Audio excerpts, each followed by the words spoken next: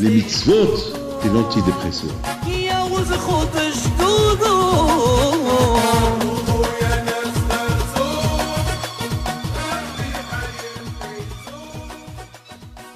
Dans la paracha de cette semaine et la paracha de la semaine prochaine, c'est deux parachiotes qui sont un peu...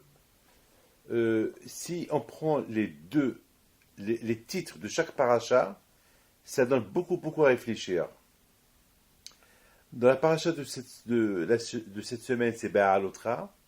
Be'alotra, c'est du verbe s'élever. C'est du verbe allumer. S'allumer dans l'Avodat Hashem est toujours s'allumer dans le service d'Hashem. On sait c'est quoi le mot allumer. Allumer, c'est quelque chose qui est éteint et on l'allume.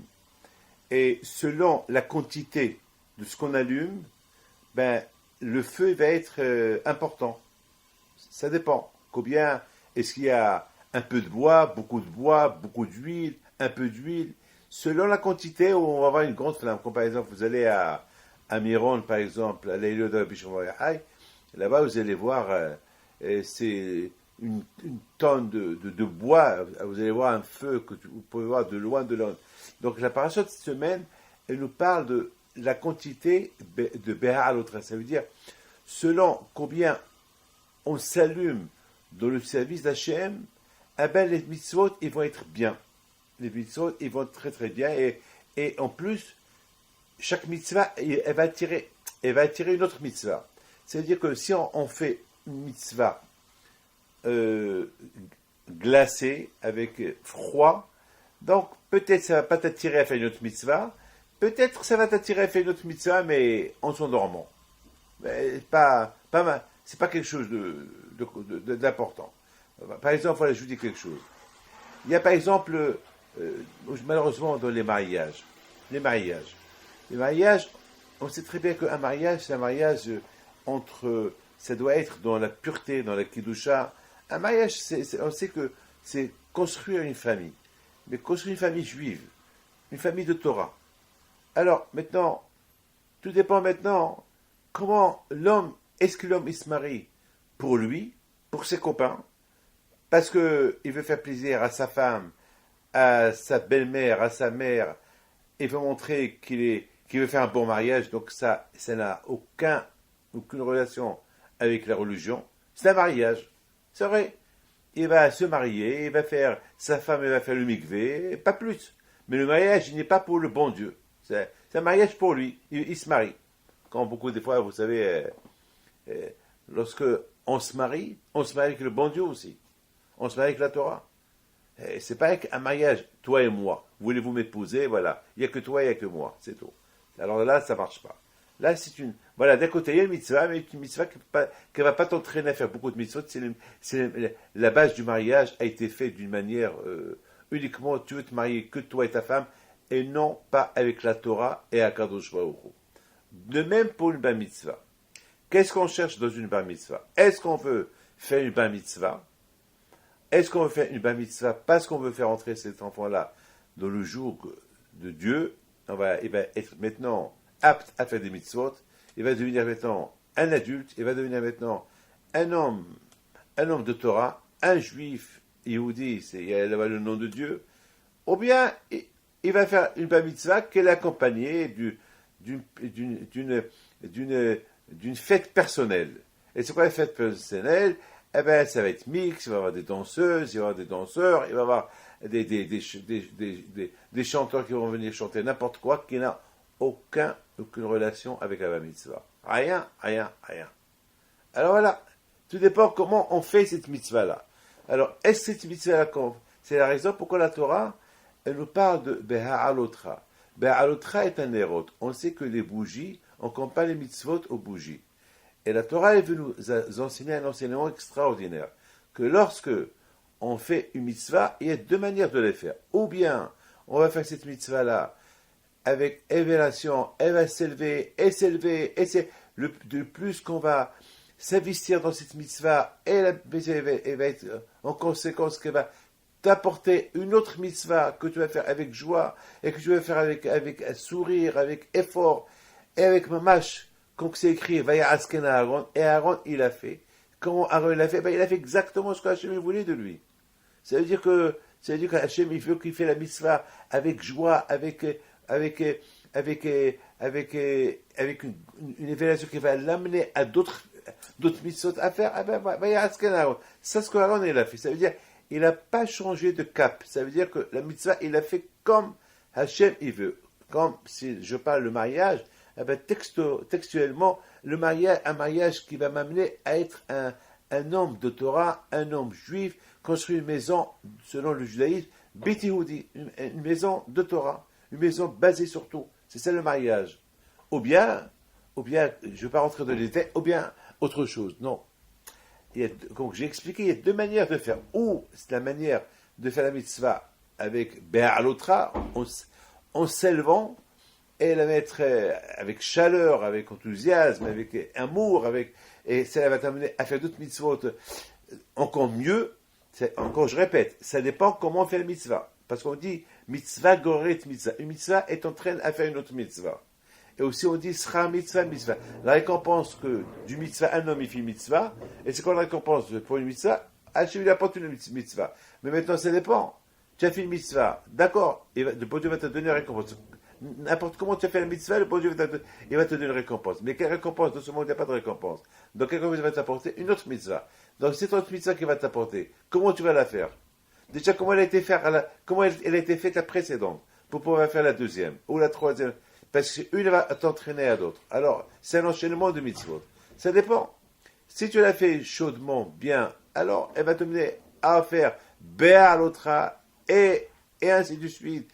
Les autres mitzvot qui vont se faire aussi très très bien, ou bien, que Dieu préserve, eh bien, se faire n'importe quoi. Eh bien, lorsqu'elle va se faire n'importe quoi, écoutez bien ce que je veux dire, elle va se faire n'importe quoi, elle va finir à s'éteindre. Vous savez, un feu, si on n'ajoute pas tout le temps des braises dans le feu, si on n'ajoute pas du bois, eh bien, à la fin, le feu, il va s'éteindre. Eh bien, cette mitzvah-là, on dit mitzvah goret mitzvah. Une mitzvah, elle doit t'entraîner à une. Mais ce n'est pas comment tu as fait cette première. Tu l'as bien fait avec Mamash. Donc tu t'es ajouté. Parce que le mot Be'alotra, l'explication de Be'alotra, c'est élever ou bien allumer. C'est ça le mot Be'alotra. Allumer. Lorsque tu allumes les bougies. Ça veut dire. Mais la Torah, elle n'utilise pas le mot allumer les bougies. La Torah, elle utilise le mot Be'alotra. S'élever. Lorsque tu t'élèves pour faire la mitzvah. Comme on a expliqué, c'est que quand préfère que cet allumage de bougie, elle soit un allumage avec élévation, en montant. Ou bien, que Dieu préserve, cette mitzvah, elle va se faire. De toute façon, tu vas la faire, mais elle va aller en s'éteignant. Et à la fin, il n'y aura plus de mitzvah. Il n'y aura plus une mitzvah qui va t'entraîner à une autre mitzvah. Donc tu vas rester en statu quo, et peut-être ce qui va venir de next, c'est avec le Sahara. C'est lui qui va venir te. Et sur ce, ça c'est la paracha de Be'alotra. Et ce qui est incroyable, c'est que la paracha de Béchala, de Shlach Lecha, c'est la paracha de lorsque Moshe Rabbeinu, il a dit lorsque les bénis Israël, ils ont dit à Moshe Rabbeinu, il faut envoyer des espions pour espionner cette terre que le bon Dieu nous a donnée. On ne peut pas rentrer comme ça en Israël, la terre que le bon Dieu a donnée à Abraham, Isaac et Jacob. Il faut qu'on envoie des exploitateurs qui vont voir comment se préparer pour faire une guerre, comment ils sont. Enfin, même psychologiquement, logiquement. Donc, quelque part, Moshe Rabbeinu, il a dit, bon, vous avez raison. Akadosh Baruch Hu n'était pas trop d'accord, parce que Akadosh Baruch Hu, de toute façon, entre vous et moi, lorsque les Bénis ils ont quitté l'Égypte, est-ce que les Bénis ils ont dit à Moshe Rabbeinu, on envoie des gens visiter le désert, comment il est, on va s'installer, Non. Alors, pour le désert, ils n'ont rien dit. Ils sont sortis de l'Égypte, ils ne sont pas directement au désert. C'était un cheval, c'était machou, c'était un compliment que le Akadosh Baruch Hu, il donne aux bénis Israël. Akadosh Baruch Hu leur dit,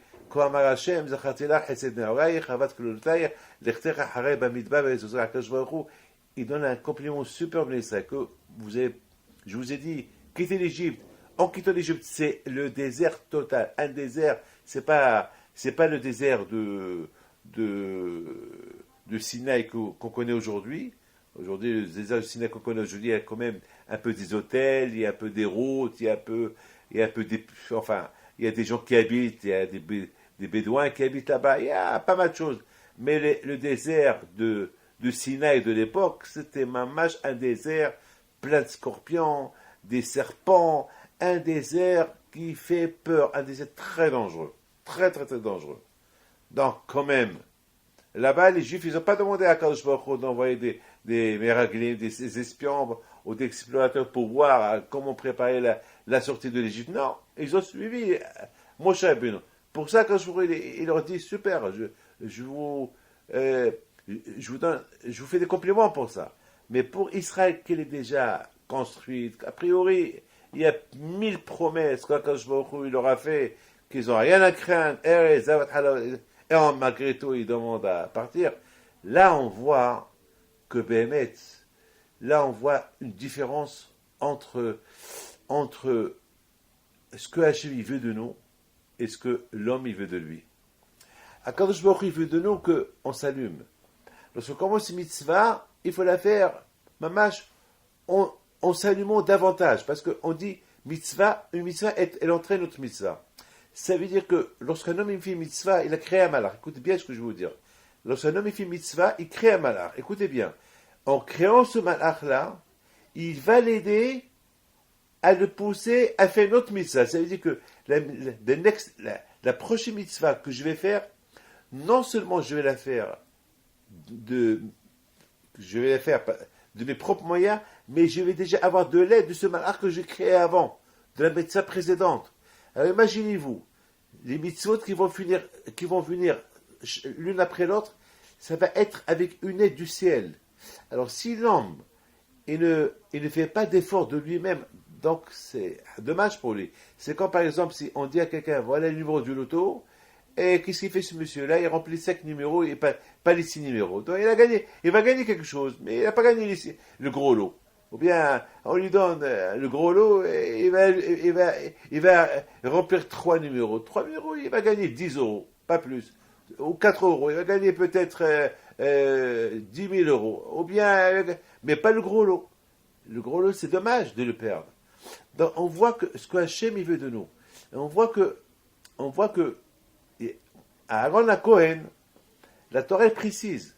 Aaron il a compris comment il faut faire une mitzvah. Aaron a compris qu'à faire une mitzvah, ça veut dire il faut s'allumer, il faut avoir la volonté, c'est ça s'allumer, avoir la volonté pour la faire, mais il faut avoir, mais au fur et à mesure que tu es en train de la faire, tu la fais avec Béalotra, tu la fais avec goût, avec effort, avec joie, avec un investissement dans cette mitzvah-là. Alors là, et pourtant, le tzara, il va te dire, mais qu'est-ce que tu es en train de faire? Mais tu es en train de te casser la tête. Mais qu'est-ce que tu gagnes à la fin en faisant cette mitzvah? C'est là où il y a le tzara. Par exemple, tu crèves à la faim, tu as envie de manger, et tu cherches un sandwich alors que tu as plein de magasins qui a plein de manger. Alors le Satan, je te dis, mais attends, ça va, tu ne veux pas manger le tarif, ne mange pas le tarif, tu peux manger, je sais pas, une salade, rentre au restaurant, prends une salade voilà, le Satan, il a des arguments qui sont vrais quelque part. Parce que, honnêtement, la plupart des mitzvot, on ne comprend pas pourquoi on doit les faire. On ne les comprend pas. On sait pourquoi on doit les faire. Alors on les fait. Ben justement, le fait que tu les fais, tu ne trouves pas dans cette mitzvah un goût, donc il n'y a pas à l'autre. Donc tu ne vas pas t'élever de cette mitzvah. Donc certainement, ça ne va pas te pousser à 100% à faire une autre mitzvah. Peut-être elle va te pousser à faire une mitzvah encore avec krirout, avec froideur. Et comme vous savez, lorsqu'on ne souffle pas, lorsqu'on fait un four et on met là-bas des braises de feu, il faut souffler. Et de plus que tu souffles, le feu, il rentre dans l'intérieur des braises, et voilà, après, selon combien tu souffles, le feu va être important. Mais si tu ne souffles pas, tu mets quelques braises de feu, tu mets une petite flamme, elle va s'éteindre. Elle va rester allumée quelques secondes, elle va s'éteindre. Donc on voit que Aaron à Cohen ne s'est pas posé de question. Ça, il y a Asken à Aaron. Et c'est ça le shvach de Aaron. Parce que tout le monde pose la question. que Rachid dit que de là, Vayashkel Aaron, c'est un compliment pour Aaron parce qu'il a fait ce que le bon Dieu lui a dit de faire. Mais la question, elle est énorme. Mais bien sûr, quoi, Aaron il va faire le contraire. Bien sûr qu'il va faire le contraire. Il a fait ce que Hachem. Non, non. C'est quoi le choix d'Aaron? C'est parce qu'Aaron, la Cohen aussi, il avait ces questions. Mais pourquoi je dois faire ça? Mais c'est quoi allumer les lumières? Mais c'est quoi ça? C'est quoi ça? Il aurait pu se poser. En plus, il aurait pu se dire, mais attends, mais moi, lorsque tous les princes d'Israël, de chaque tribu, ont fait un sacrifice pour inaugurer le temple, et moi, je n'étais pas invité, et le bon Dieu est en train de me donner une autre mitzvah, mais attends, mais moi, je voulais faire aussi cette mitzvah-là, je voulais participer. Quelque part, Aaron a Cohen alav shalom, on a vu qu'il a posé cette question. Ça veut dire, beaucoup des fois, il y a le Satan qui te dit, mais pourquoi ça, pourquoi ça, pourquoi? Et toujours, il y a le Satan qui dit, qui fait rentrer les idées dans la tête, mais justement, il faut comprendre que il ne faut pas se poser ces questions. C'est ça le compliment d'Aaron, parce qu'il aurait pu Aaron rester dans ses exigences. Pourquoi j'étais pas invité? C'est vrai que le bon Dieu, il me donne une mitzvah à faire d'allumer les lumières de Hanouka, mais quand même, il aurait pu me donner autre chose. Non, on voit qu'Aaron, il ne s'est pas posé de questions. Donc on voit, c'est ça Be'alotra. Be'alotra, c'est savoir ne pas se poser des questions. Be'alotra, c'est savoir que ce que Hachem veut de toi, tu le fais. Be'alotra, ça veut dire, lorsque tu fais une mitzvah, tu la fais avec aliyah, avec s'élever. Et fais attention, ne fais pas comme ces espions de la paracha suivante.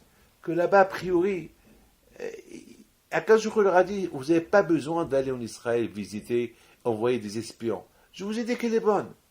Non, mais eux, ils ont voulu, soi-disant, ils ont voulu être plus intelligents que Akadosh Baruch Hu.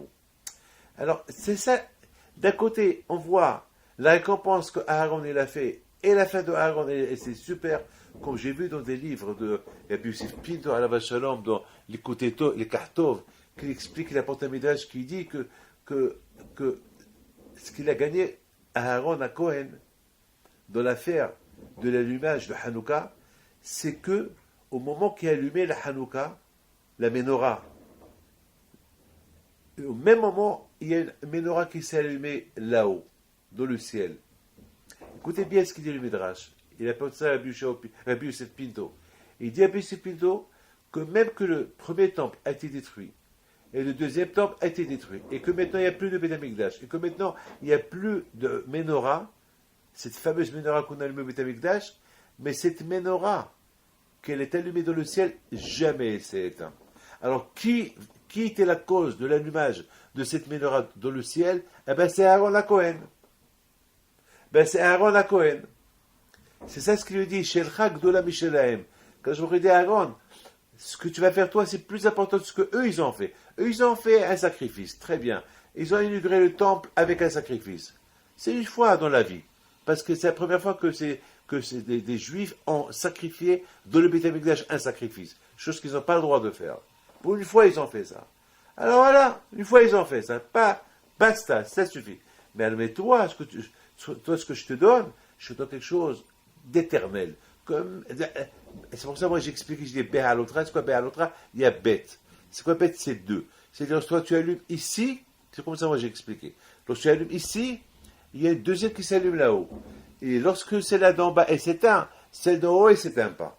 Elle est toujours allumée, éternellement. Et toujours, il y a toujours le zérout de Aaron à toi qui protège Am Israël par cet allumage-là. Donc on voit à Rabotai ce qu'il a gagné à Aaron. Il a gagné à Aaron quoi? Parce que, écoutez bien ce que je vais vous dire. On dit Ve'alach lefanecha tzedkecha, que toujours la mitzvah que tu fais, elle va au devant de toi. Moi j'explique ce passouk de la manière suivante. Que lorsqu'un homme il fait mitzvah, cette mitzvah elle marche et il ouvre les portes pour faire une autre mitzvah.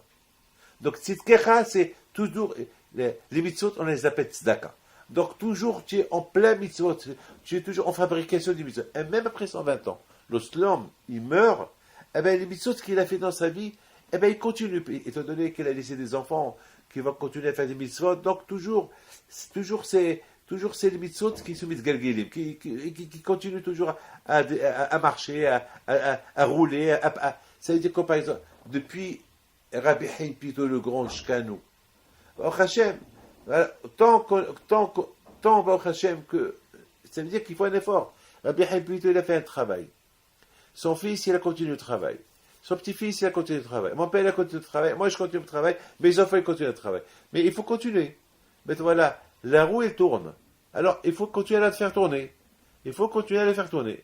Je pense, c'est l'exemple pourquoi le monde, il est en rond. Pourquoi le monde, il est en rond? Pour te rappeler, continue à tourner. Continue à tourner. C'est-à-dire, non-stop. Tourne, tourne. Il n'y a pas d'à gauche, il n'y a pas d'à droite, il n'y a pas à tout droit. C'est toujours tourne. Allez, continue. Et c'est pour ça aussi les sphérotes, ils sont. Je ne vais pas rentrer dans les détails. Il faut savoir toujours continuer. Et c'est ça, tu fais mitzvah, cette mitzvah-là, elle va te pousser à faire une autre. Alors tu continues.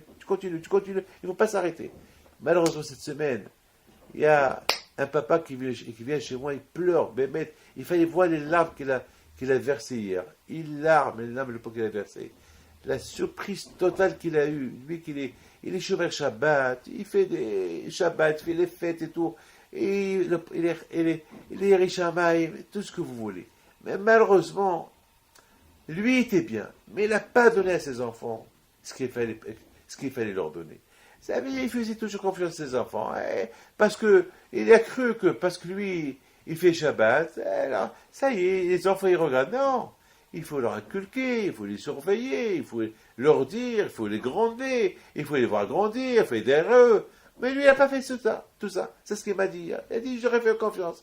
Et voilà, la surprise totale d'aujourd'hui, elle lui annonce cette semaine qu'elle va se marier et qu'elle change sa religion, malheureusement. Elle va changer sa religion juive, elle va tout lasser. Alors, il était choqué. Il dit, comment? C'est le seul fille que j'ai. Mais comment? Qu'est-ce qui se passe? Comment? Depuis mes grands-parents, et en plus c'est un Cohen le pauvre, depuis Aaron à Cohen, et la roue elle tourne, et de père en fils, et jusqu'à maintenant, jusqu'à moi, ça s'arrête.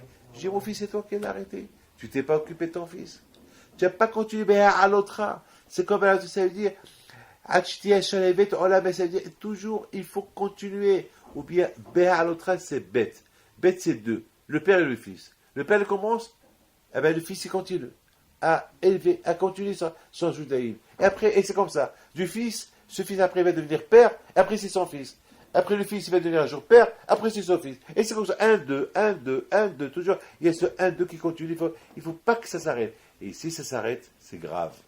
Très, très grave. Ça s'arrête, c'est la fin. J'ai toujours donné l'exemple à l'époque. À l'époque, là où il y avait une guerre, il y avait toujours le drapeau.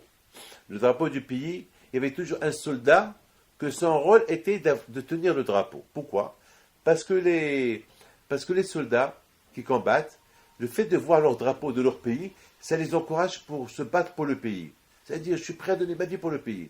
Et alors, ce monsieur-là, qui tient le drapeau, alors maintenant, les soldats adverses, eux, toujours, ils visent à tuer ceux qui prennent le drapeau. Pourquoi? Pour ne pas que... faire désespérer, pour faire désespérer les soldats qui regardent. Dès qu'ils voient le tombeau, le drapeau qui n'est pas levé, donc tout de suite, ils perdent un peu la raison, ils perdent un peu leur foi, ils perdent un peu les pédales, et après, ils font n'importe quoi, et c'est comme ça qu'on gagne la guerre. Mais, il y avait quelque chose qui se passait. Il y avait toujours des soldats qui étaient prêts, dès qu'ils voient que le monsieur qui tenait le drapeau est tombé, il est mort, tout de suite, il y a un autre qui vient, il le relève, pour encourager les autres. Et c'est comme ça. C'est-à-dire que les soldats, ils s'étaient entraînés. Il ne faut pas que le drapeau, il ne faut pas qu'il tombe. Maintenant, selon ça, je comprends pourquoi Hachem, il a voulu que dans le peuple juif, il y ait des drapeaux. Vous savez que dans la Torah, on dit que chaque tribu, il avait un drapeau. Il avait un drapeau. Et chaque drapeau, il avait une autre couleur. Et je me suis toujours posé la question, pourquoi il n'y avait pas un seul drapeau avec une seule couleur? Et pourquoi chaque tribu, il avait un drapeau avec une autre couleur. Le contraire, si le bon Dieu veut qu'on soit unis, alors c'est mieux qu'on a un seul drapeau.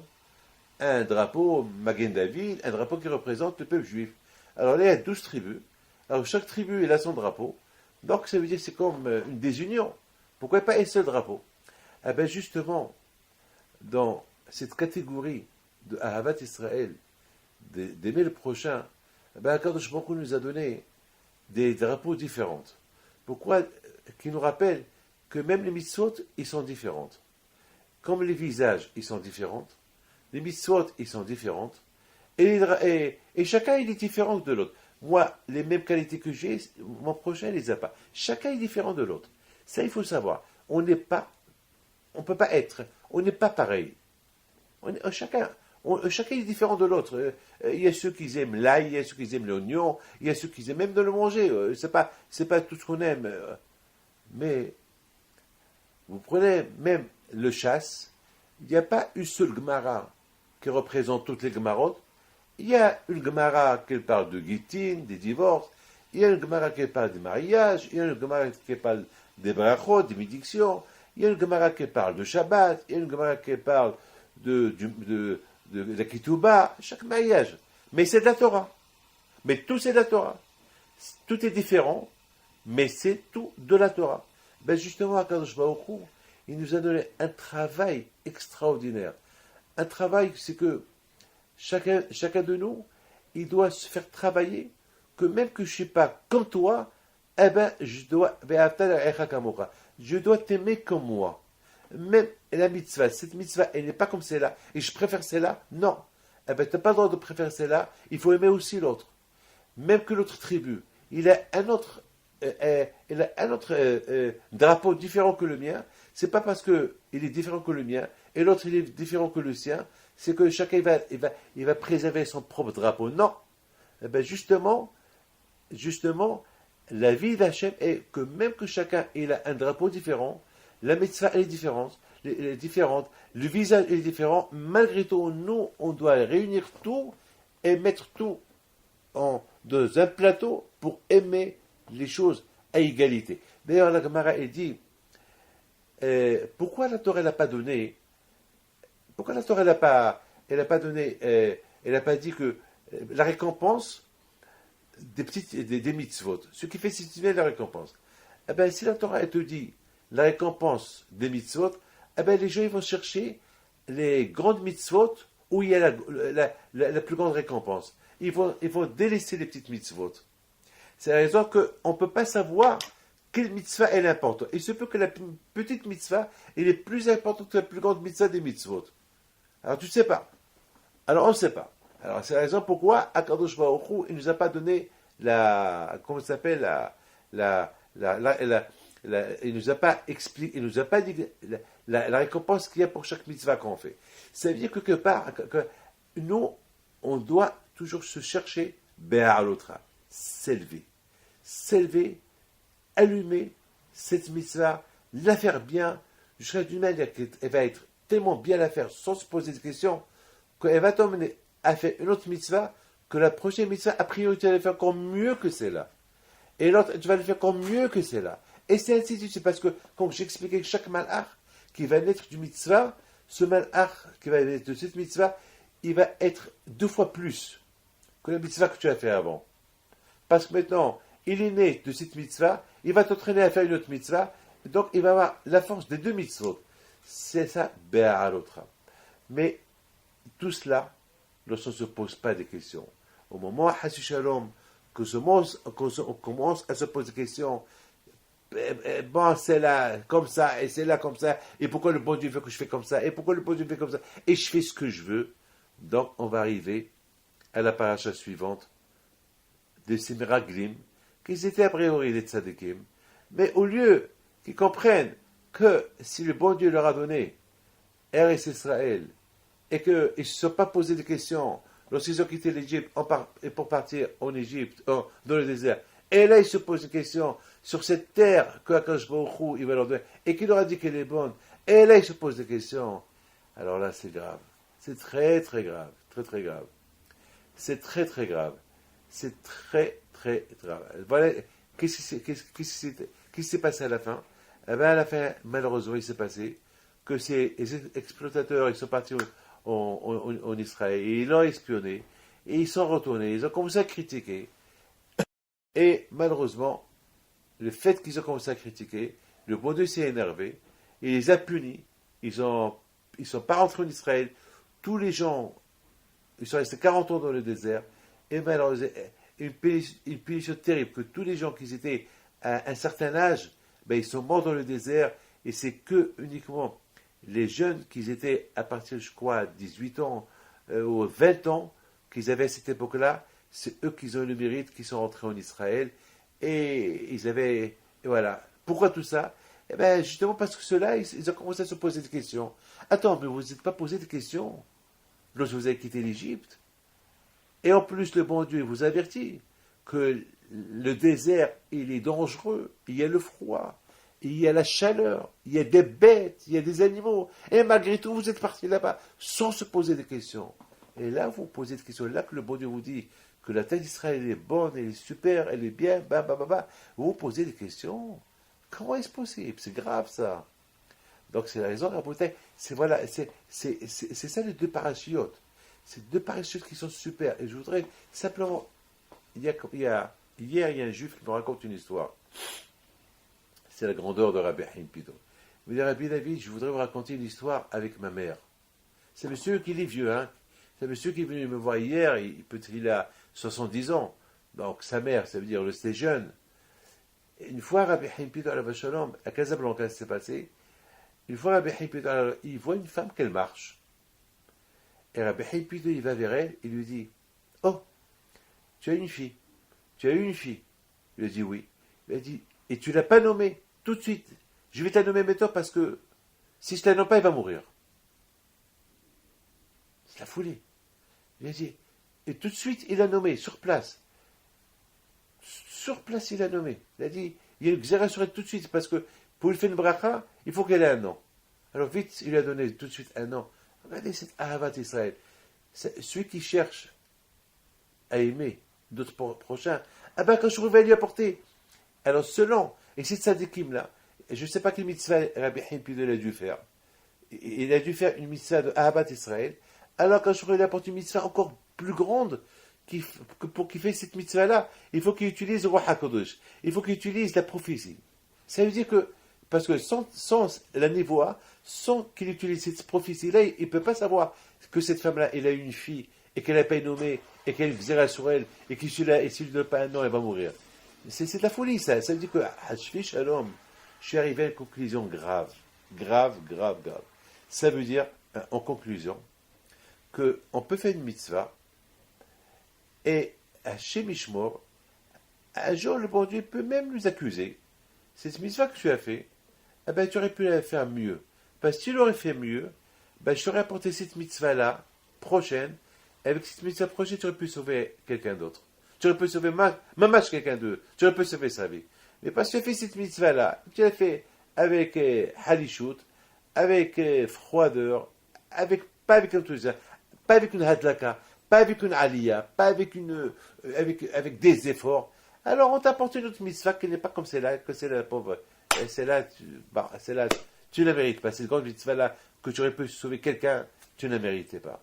Et on va lui dire, mais je ne savais pas. Et il va te dire, mais il y a un passage qui dit, ben à l'autre, lorsque tu fais une mitzvah, il faut le faire jusqu'à... vous savez qu'est-ce que j'ai expliqué? C'est quoi? Tu allumes la flamme jusqu'à que la flamme, elle monte. Tu allumes le feu jusqu'à que la flamme, elle monte. Moi, j'ai expliqué c'est quoi que la flamme, elle monte. Elle monte vers où? Moi, j'ai expliqué que la flamme, les havas, c'est le malach. Tu fais une mitzvah, bien, avec ce que tu vas créer ce malach qui va monter vers Hachem. Et ça dépend comment tu l'as fait. Et selon comment tu l'as fait, ce malach, il va valoir quelque chose. Donc voilà, on a maintenant deux parachutes qui nous parlent d'une mitzvah.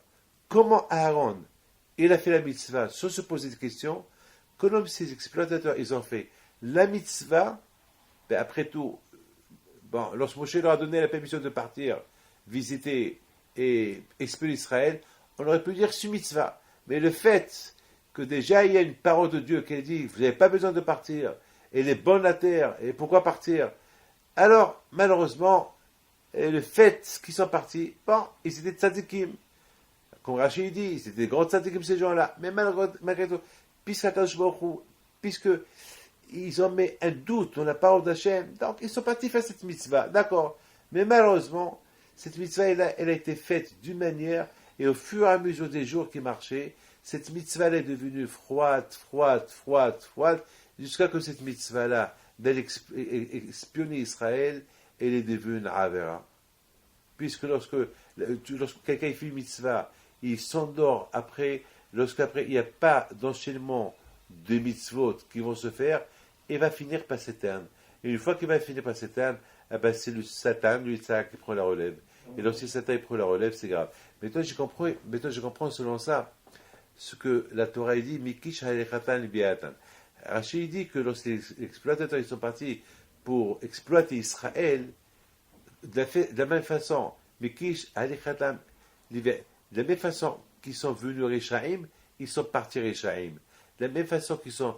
Alors, on se pose une question, mais lorsqu'ils sont partis, c'est écrit Kulam Anashim, c'est écrit qu'ils étaient tzadikim, oui ou pas? Comment tu peux dire qu'ils étaient Réchaïm? C'est des tzadikim lorsqu'ils sont partis, ces espions-là pour espions. D'ailleurs, il y avait avec eux Caleb Benifouné, il y avait avec eux Yoshua Ben-Nun, et c'était tous tzadikim. Comment tu peux dire qu'ils étaient Réchaïm? C'est pas possible. Alors, comment on dit? De la même façon qu'ils sont partis Réchaïm, Vaïlchou Vaïbo, la même façon qu'ils sont partis Réchaïm, ils sont venus tzadikim. On peut pas, c'est pas possible. Mais d'après ce que je dis, je comprends. C'est vrai. Ils sont partis de tzadikim. Mais ils sont partis avec la mitzvah d'exploiter Israël, mais ils sont pas partis avec un enthousiasme de Aliyah. Ils sont partis avec une chaleur que chaque jour qui passait, cette chaleur de la mitzvah, elle s'éteignait. Elle s'éteignait jusqu'à après 40 jours, et c'est complètement éteint. Complètement éteint. Et alors, si c'est complètement éteint, alors qu'est-ce qui reste? Les critiques. Ils ont commencé à critiquer Israël. Maintenant, je voudrais simplement, puisqu'on a compris ce que je viens de dire, simplement, il y a deux choses que je veux dire. La chose que je veux dire, elle est extraordinaire, c'est Hakadosh Baruch. Le Hachem, il est apparu au Bnei Israël, il leur a dit Anoché Hachem. Et tout le monde pose la question, pourquoi ils ne savent pas c'est Hachem? C'est moi Hachem. Mais tout le monde sait. Mais tout le monde sait, c'est lui qui les a libérés de l'Égypte. Tout le monde sait. Les amis, il y a quelque chose qui est extraordinaire dans cette paracha de Yitro. Il dit Vaishma Yitro. Yitro, il a entendu. Yitro, il a entendu. Pourquoi? Tout le monde n'a pas entendu. Mais tout le monde a entendu. Il n'y a que Yitro seul qui a entendu. Mais tout le monde a entendu. C'est quoi? Yitro, il a entendu. Mais tout le monde a entendu les miracles que Hachem a fait en Égypte, donc Yatiam Souf, Amalek, et beaucoup de choses. Et la troisième question, pourquoi cette paracha ne s'appelle pas la paracha de Moshe? Ou la paracha d'Israël? Israël qu'ils ont reçu la Torah, Israël qu'ils ont donné à Sévinishma, pourquoi il s'appelle Yitro? Et je voudrais un parole d'honneur. J'ai pensé à un lien avec ces parachutes que nous sommes en train de lire. Vous savez que la veille de Matan Torah, c'est la veille de Shavuot, c'est la veille de Matan Torah. Mais la question se pose. Pourquoi il s'appelle Shavuot? Parce qu'on a fait des calculs. On a compté 7 semaines, et on a compté des jours. Alors, elle s'appelle la fête des semaines. Ce qui veut dire Matan Torah. Et il faut savoir que c'est une préparation de Matan Torah. Alors, on compte comme une kala qui se prépare pour son mariage. Mais la question se pose. La kala qui se prépare au mariage, elle se marie. Mais nous, qu'on se prépare au mariage avec la Torah, est-ce qu'on est prêt? Est-ce qu'on est prêt? Est-ce que, Bichlal, on a envoyé des cartes d'invitation? Est-ce qu'il y a une synagogue où se marier? Est-ce vraiment on veut se marier? Un hatan, une kala, qui veut se marier, il trouve la salle, l'orchestre, il trouve les témoins, le rabbin, la synagogue, les cartes sont envoyées, très bien. Mais nous, on va se marier avec la Torah à Shavuot, est-ce qu'on est prêt? Voilà, on a calculé, est-ce qu'on est prêt? Est-ce qu'on est prêt? Quelqu'un qui voyage, il prépare sa valise, il prépare son passeport, il prépare le visa, s'il doit aller en Chine. Mais quelqu'un qui veut se laver, eh ben, s'il travaille dans les mines, il faut qu'il prépare le savon, le shampoing, la serviette. Mais nous, on s'est préparé pendant 7 semaines, 50 jours. Est-ce qu'on est prêt pour Matan Torah? On s'est préparé pour Matan. Est-ce qu'on est prêt? Et voilà, le jour J, il arrive. Est-ce qu'on est prêt? Est-ce qu'on est prêt? Est-ce qu'on est prêt ou on n'est pas prêt? Est-ce qu'on va comme des aveugles? On dirait qu'on nous force. Voilà, c'est Matan Torah, on reste réveillé de force. Voilà, et chaque fois on voit la montre, quand on va y dormir. Alors c'est quoi ça? Alors, on s'est préparé pendant 7 semaines pour voir chaque fois la montre, quand est-ce qu'on va dormir. Alors qu'il y a des tzaddikim, il y a Rav Shach alav shalom, il paraît qu'il était tellement excité la veille de Matan Torah. Il était tellement, on voyait sur lui une excitation qu'on ne voyait pas pendant toute l'année. Mes amis, le Hachem, il a dit Anouchi. C'est vrai, quand je me il a dit Anouchi. C'est moi qui vous ai sauvé l'Égypte. Mais est-ce qu'ils sont conscients de ça? Que c'est Hachem, le bon Dieu? C'est vrai, on a quitté l'Égypte. Très bien. Mais est-ce qu'on est conscient c'est qui Anouchi Hachem? Est-ce qu'on est à 100% un bébé qui voit sa mère au départ? Et après quelques temps, il est conscient que c'est sa mère. Et de fur et à mesure, mais est-ce que nous, on est conscient que c'est Hachem qui nous a libérés? Ou bien, il y a encore un safek. Est-ce qu'on est conscient? Est-ce qu'on est conscient? Est-ce que c'est bien préparé pour Anouchi Hachem? Ou bien Stam? Est-ce qu'on est conscient de ce mariage? C'est la raison pourquoi cette Torah, cette paracha ne s'appelle pas la paracha de Moshe ou la paracha d'Israël. Pour Moshe, c'est pas parce que Moshe était anav, il n'aurait jamais accepté que cette paracha elle prend son nom. Il était tellement anav, il ne veut pas. Et surtout pas la paracha de Matan Torah. Alors quand je lui ai donné un cadeau pour ça, il lui a dit Zichru Sefer Torah Moshe Avdi. Moshe, toute la Torah elle est en ton nom. Pas une paracha. Toute la Torah est en nom. On comprend que Am Israël, cette paracha ne s'appelle pas Am Israël. La Torah d'Am Israël. Est-ce qu'ils sont conscients? Est-ce que tout le monde a reçu? C'est vrai, ils ont dit c'est Vinishma. Mais puisqu'on nous a dit qu'ils ont été forcés, ils ont reçu la Torah Béonès. Comment tu vas appeler? Ils étaient forcés de recevoir la Torah. Alors comment tu veux qu'on leur donne cette paracha-là? Mais par contre, celui qui a aimé le bon Dieu, il a compris ce qu'est le bon Dieu. Celui qui est vraiment, il est parti à l'autre, step by step, celui qui s'est élevé tellement petit à petit, et celui qui a compris ce qu'est Anouchi Hachem, un goy, Yitro. Donc il méritait. Ça veut dire que Yitro, quelque part, il a compris.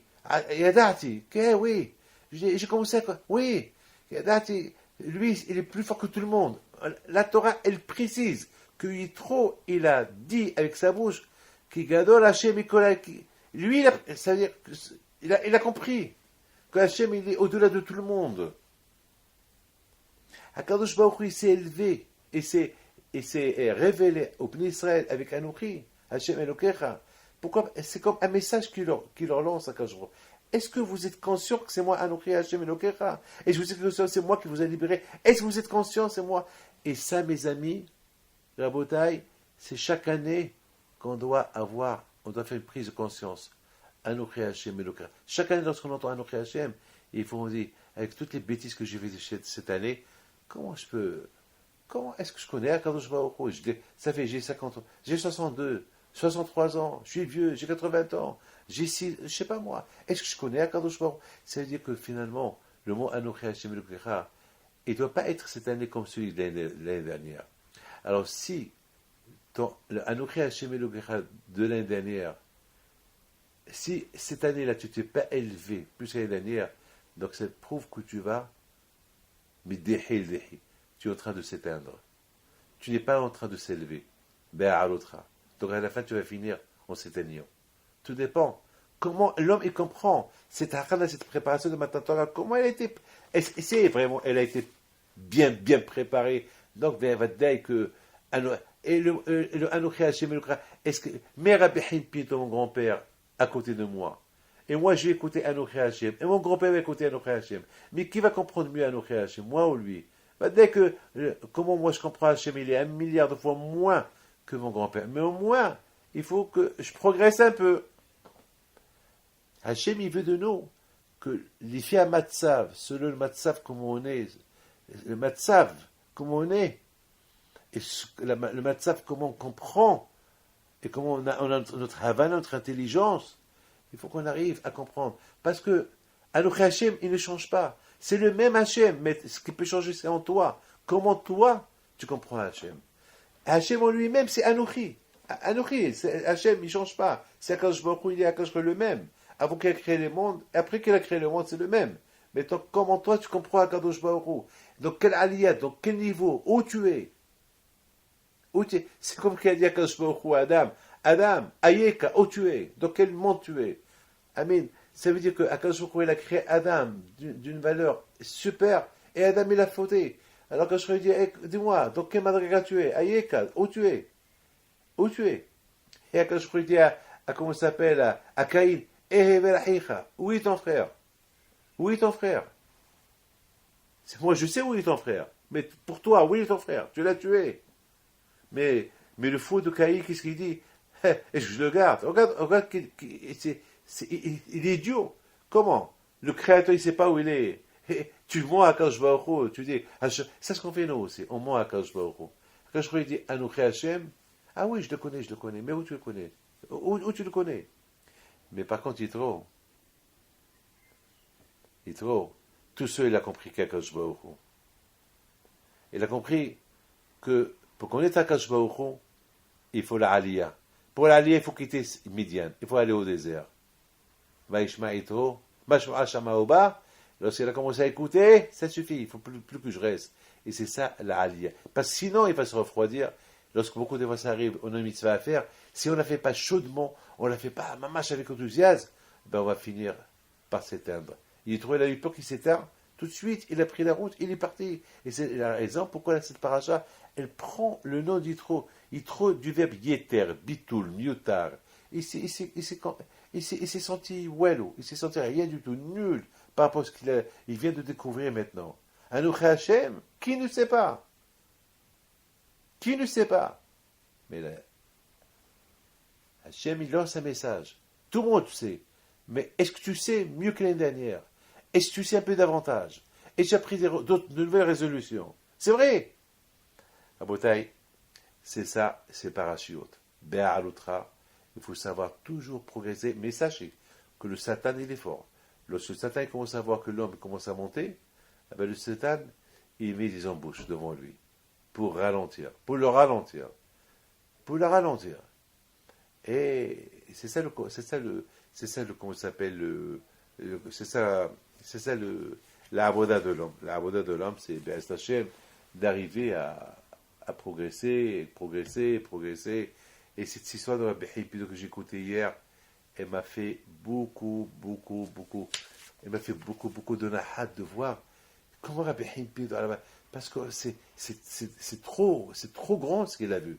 Il voit une femme qu'il ne connaît même pas, et qui lui a dit, tu as une fille il y a cette semaine, et tu ne l'as pas nommée, et elle risque de mourir, il faut que je la nomme tout de suite. Attends, mais Rabbi Hippido, quand tu te mêles?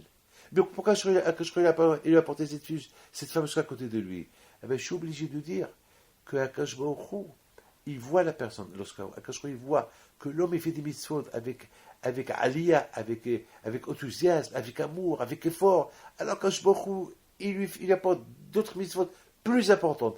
Mais jusqu'à que Hachem, il peut même lui donner la névoie, la prophétie pour savoir. Ça veut dire que maintenant, cette femme-là, cette fille que Rabbi Hippido l'a nommée, et qu'elle est vivante grâce à lui, eh bien, mes amis, c'est Rabbi Hippido qui a sauvé sa vie. Et celui qui sauve la vie de quelqu'un, comme s'il a sauvé le monde entier. Et cette femme-là, elle est mariée aujourd'hui, et la bracha des enfants dans la Torah, ça veut dire que Rabbi Hippido a toujours départ.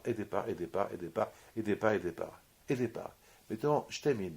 Maintenant, on comprend une grande chose qu'on dit, que le bon Dieu a paralysé le monde dans Matan Torah. Et la question est grande. Pourquoi il a paralysé le monde? Qui donne la Torah? Chaque année, je donne 2, 3, 4 réponses à cette question-là. Et tout à l'heure, j'ai eu une super réponse. Pourquoi Hachem, qui tu veux? Tu veux donner la Torah à Israël? Donne-leur. Pourquoi tu paralyses le monde? Laisse le monde continuer. Il a fonctionné jusqu'à maintenant, qu'il continue à fonctionner. Et toi, Hachem, tu dis Anouchi Hachem à haute voix, comme ça les gens, ils entendent que ta voix. De toute façon, les gens, ils sont là pour t'écouter. Ils sont concentrés à toi. Donc pourquoi tu as parlé? Quel est le but de cette paralysation? Les goïms, ils ont eu peur, ils ont cru que c'est la fin du monde. On s'en fout de cette peur-là. Maintenant, le plus important maintenant, pratique. Pratique, c'est pourquoi Hachem. Vous savez pourquoi? Eh bien justement, quand il leur a dit, à partir de maintenant, c'est le démarrage du monde.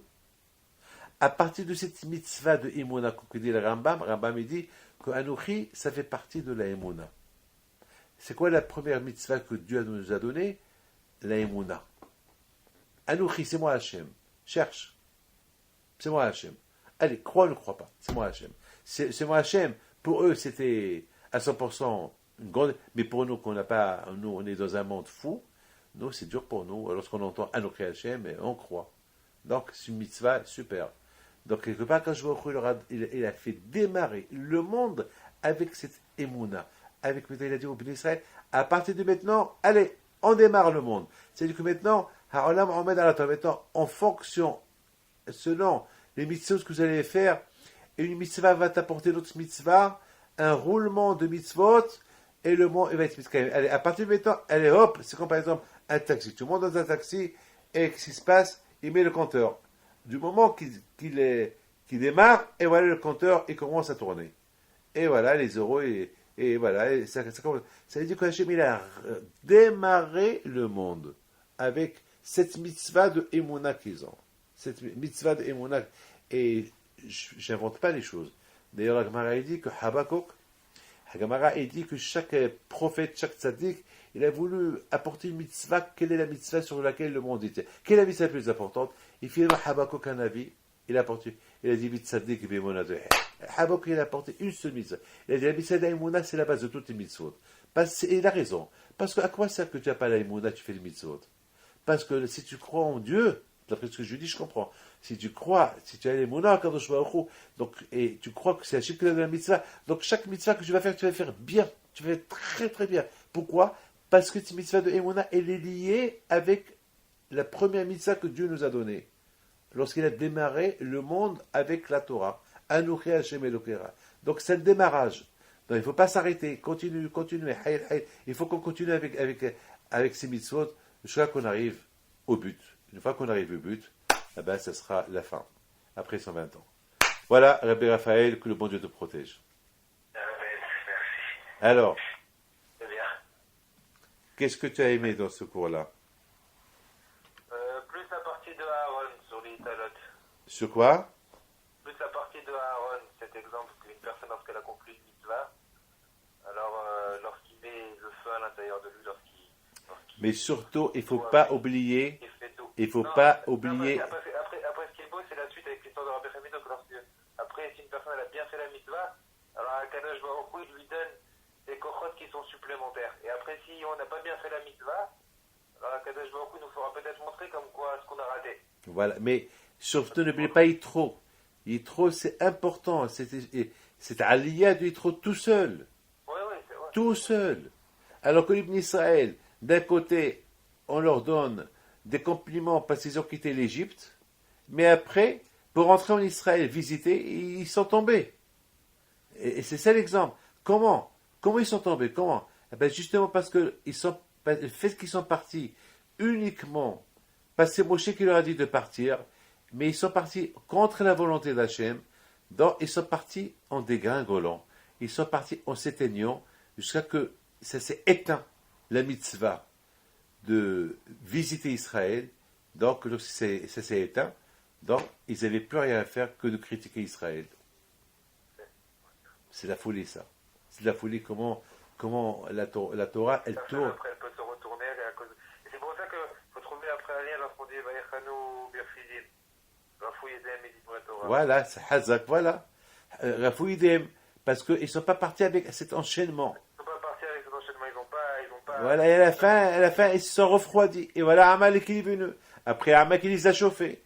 C'est-à-dire que là, une mitzvah mal faite, ça peut nous amener à une Avera aussi. Avera. Et c'est la raison pourquoi le Rehaim HaKadosh dit Vaïs'u Merfidim. Et c'est quoi? Ils sont partis de Fidim. Et il dit, Nas'ou im divrei Torah. Ils sont partis avec la Torah maintenant. Ils ont compris que lorsque, Ils ont compris, lorsqu'on est tombé, ben on est... ils ont compris lorsqu'on, Le chidouche, il est plus, le chidouche, il est que une mitzvah mal faite, elle peut nous amener, Chas Shalom, peut-être même à faire une avera. ben c'est ça, une mitzvah mal faite, comme la mitzvah là des Meraglim. Parce que ils sont partis, et parce Khalid dit dans Derech Hashem qu'une mitzvah qui est faite pas tous les pourcentages, si on fait 50% d'une mitzvah, et ben les 52% c'est une avera. Ben, je comprends pourquoi Exact. c'est une avera, parce que ça nous amène à une avera. voilà, c'est exactement. On voit que les Meraglim, eux, ils ont cru que c'est une mitzvah qu'ils vont faire. Zama, une mitzvah, mais ils n'ont pas compris que la mitzvah, si Hachem n'a pas dit que la terre elle est bonne, c'est une mitzvah. Est-ce que le cas contraire il existe? Est-ce qu'une personne qui fait une avera mais qui ne va pas faire une avera à 100%, est-ce que ça peut le pousser à faire une mitzvah? C'est écrit mitzvah goreret mitzvah, ba'avera goreret avera. Ouais, mais là on a dit comme quoi une mitzvah mal faite, elle peut nous amener à faire une avera. Voilà. Alors maintenant, une avera, lorsqu'un homme il fait une avera, si il n'utilise pas de sekohot pour l'arrêter, eh ben, jamais il fera une mitzvah. Alors disons comme quoi il s'est un petit peu arrêté. Ben, il peut un peu arrêter. Ben, si c'est un peu arrêté, et s'il se réveille, il peut casser le Satan. Ça peut faire à faire une mitzvah. Voilà, regardez. Je te pose une question. Quelqu'un qui veut aller, par exemple, sortir avec une femme que Dieu préserve, une femme mariée, une femme, je sais pas, pour aller, que Dieu préserve, ou quelqu'un qui va aller au restaurant, manger du tarif.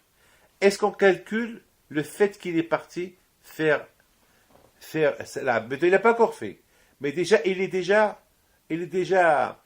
sa tête, elle est déjà dans la Havera. Sa tête, déjà, elle est avec la femme. Sa tête, voilà, maintenant, sa tête, déjà, elle est avec le restaurant. Déjà, il a eu le ticket. Voilà, il est rentré au restaurant. Voilà, il s'attend. Voilà, il attend. Voilà, le steward, il lui a apporté le steak, mais il n'a pas. Voilà, il prend le couteau. Voilà, il prend le fourchette. Voilà, il coupe le steak.